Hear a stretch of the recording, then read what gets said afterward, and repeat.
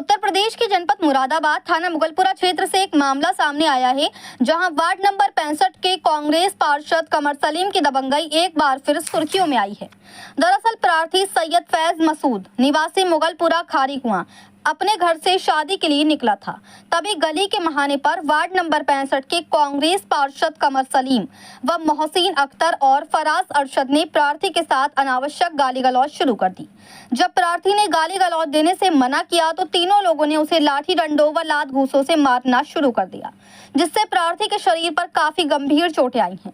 वहीं शोर शराबा सुनकर आसपास के लोगों ने उसे बचाया। तब इन तीनों लोगों ने जाते समय प्रार्थी को जान से मारने की धमकी दी। प्रार्थी युवक का ये भी कहना है कि इसमें उसके पिता बाबर मसूद भी संलिप्त हैं और प्रार्थी के पिता उसे घर से भी निकालना चाह रहे हैं और उन्हीं के कहने पर ये आरोपी प्रार्थी के साथ आए दिन मारपीट करते रहते हैं। प्रार्थी युवक का आरोप है कि उक्त पार्षद कमर सलीम आए दिन अपनी दबंगई दिखाता रहता है। इतना ही नहीं, उक्त कमर सलीम पार्षद शराब पीकर नशे करता है और जुआ खेलने के भी आरोप हैं।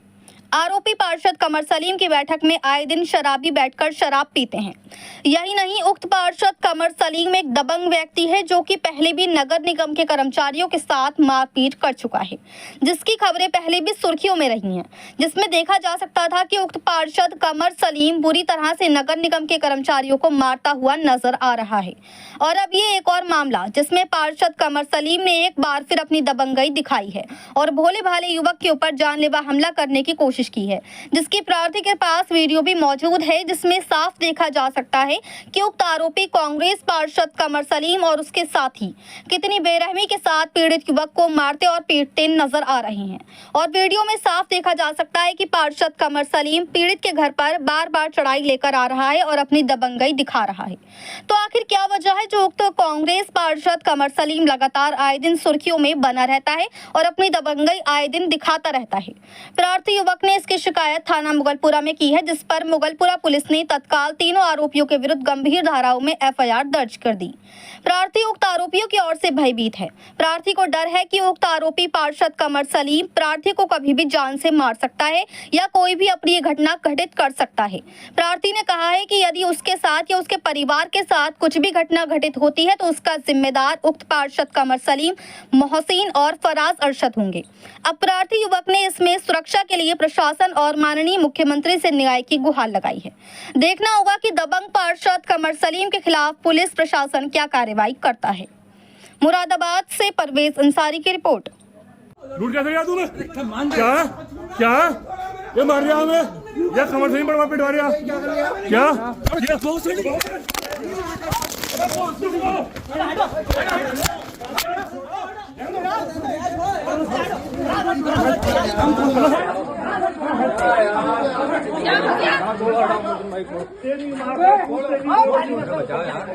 पापा, अबे भैया क्या कर रखा है?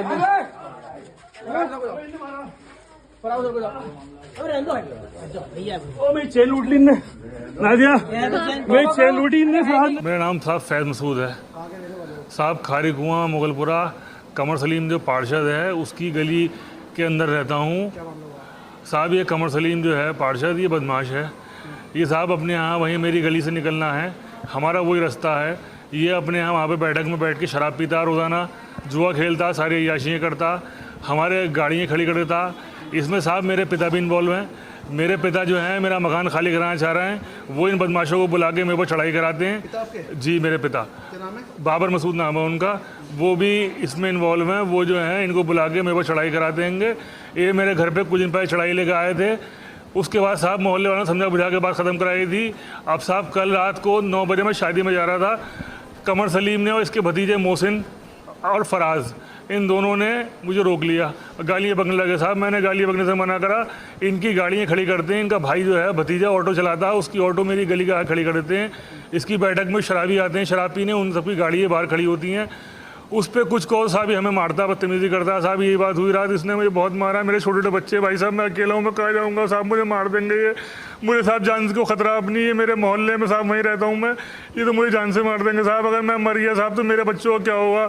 अगर साहब मुझे कुछ होता तो मेरी मौत की जिम्मेदारी सब लोग हैं। ये सब मुझे घेर के मार रहे हैं साहब, मेरी टांग तोड़ दी साहब, मेरे बहुत दर्द हो रहा है, मेरे साथ को कुछ नहीं है साहब। ये लाठी डंडों से मारा, इन्होंने सबने मिल के घेर के मारा। साहब ये पहले नगर निगम वालों को सुना हमने कि उनको ही मारा इनने, हमें तो पता नहीं साहब, हम तो गरीब लोग हैं। भाई साहब ये तो बड़ा आतंकी आदमी साहब, बदमाशी करता, खुलेआम शराब पीता, तो जांच कर लो। दिन भर इसकी बैठक में साहब आवारगी होती है, तो समाज के नाम पर कलंक है। इसके भतीजे साहब बदमाश हैं सब दोनों। पार्षद अभी का है मौजूदा पार्षद है साहब, कौन सी पार्टी? वार्ड 65, अच्छा, कौन सी पार्टी से? कांग्रेस। तो अब शिकायत दी थाने में? साहब थाने में शिकायत दी थी। क्या मुकदमा दर्ज हुआ? अब साहब मुझे मालूम नहीं क्या मुकदमा दर्ज हुआ। हाँ हो गया शायद। ये वीडियो वायरल हो रहा है किसका? ये तुम्हारा ही है? ये साहब मेरा ही है, मुझे घेर के मार रहे हैं साहब। क्या दिखाई दे रहा है? साहब वीडियो में आप देखो क्या दिख रहा है, सब मुझे लौटा लौटा के मार रहे हैं साहब। मेरे पेट में घूंसे मारे उन्होंने बहुत सारे, मेरी टांग पर डंडे मारे। मैं वीडियो बना रहा था, मेरी बीवी मेरा फ़ोन तोड़ दिया, छीन लिया। मैं गले में सोने की चेन पहनी था, वो चेन पर झपट्टा मारा छीनने के लिए।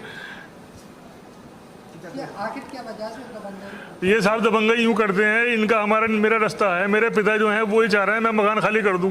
तो साहब मेरे पिता इन लोगों को साथ में लेके मेरा मकान खाली कराने के लिए सब इनको लेकर आते हैं। तो औरों के साथ भी दबंगई करते हैं? ये तो साहब देखो सबको पता, आप कौन क्या बोलेगा उसके खिलाफ पार्षद है मौजूद है साहब, बदमाश आदमी, आप तो खुद जानते हो। क्या चाहते हो?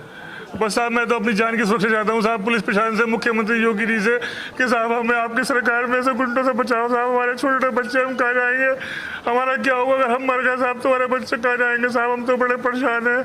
हम घर छोड़े कहाँ जाएँ, हमें साहब तो साहब प्रताड़ना की जा रही है हमें, हमारे घर से भगाने के लिए, निकालने के लिए साहब सब लोग मिलकर षड्यंत्र कर रहे हैं साहब। योगी जी से यही प्रार्थना हमारी।